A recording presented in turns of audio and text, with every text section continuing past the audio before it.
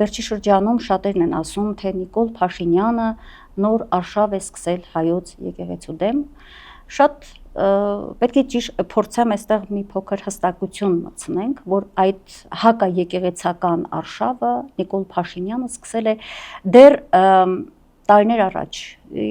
եթե չեմ սխալվի, եթե ասենք մի 2 տասնամյակ առաջ, հաշվի առնելով այն թերթը, որտեղ նա աշխատում էր որպես գլխավոր խմբագիր, խոսքս հայկական ժամանակ թերթի մասին է կամ ընտանեկան նրա թերթի մասին է, շատ հաճախ էին այդ թերթում հայտնվում հակաեկեղեցական, ընդհանրապես ապազգային հակահայկական հոդվածներ, որի հեղինակը նաև հենց ինքն էր, որպես լրագրող ներկայացող Նիկոլ Փաշինյանն էր, հայտնվում էին հոդվածներ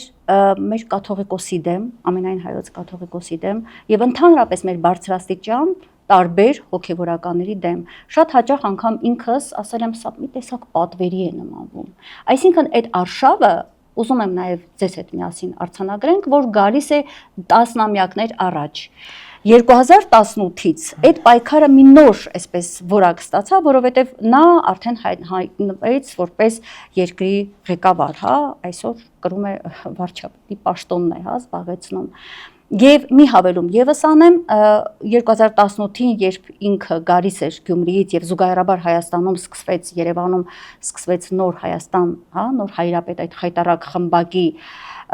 գործողությունները, որոշ ժամանակ անց, տարիներ անց դրանից հետո ԱԱԾ նախկին տնօրենը անկեղծորեն խոստովանել էր լրագրողների հետ զրույցում, որ այդ խմբակի գործողությունները հրահրված էր Նիկոլ Փաշինյանի։ Իզուր չէ, որ այդ խմբակի առաջնորդներից մեկը հիմա Գյումրիում տնտեսագիտական համալսարանի ռեկտոր է, Կարեն Պետրոսյան։ Վարձատրվել են այդ ամենի համար, բայց այնուամենայնիվ գիտեք ինձ այսքանի օր ինչն է շատ դուր գալիս, իրենց ջղաձգումները, իրենց նյարդայնացած հայհոյալից այդ ագրեսիան, դու զգում ես ինչքան են իրենք նյարդայնացած, ինչքան իրենք նեղված, ինչքան իրենք պարտված այն մտքից, որ եկեղեցին այդպես էլ իրենց կանոններով չի խաղում, իրենց խաղը չի խաղում, իրենց օրակարգով չի, հա։ Չի թելում, ունի իր սեփական օրակարգը, իր սեփական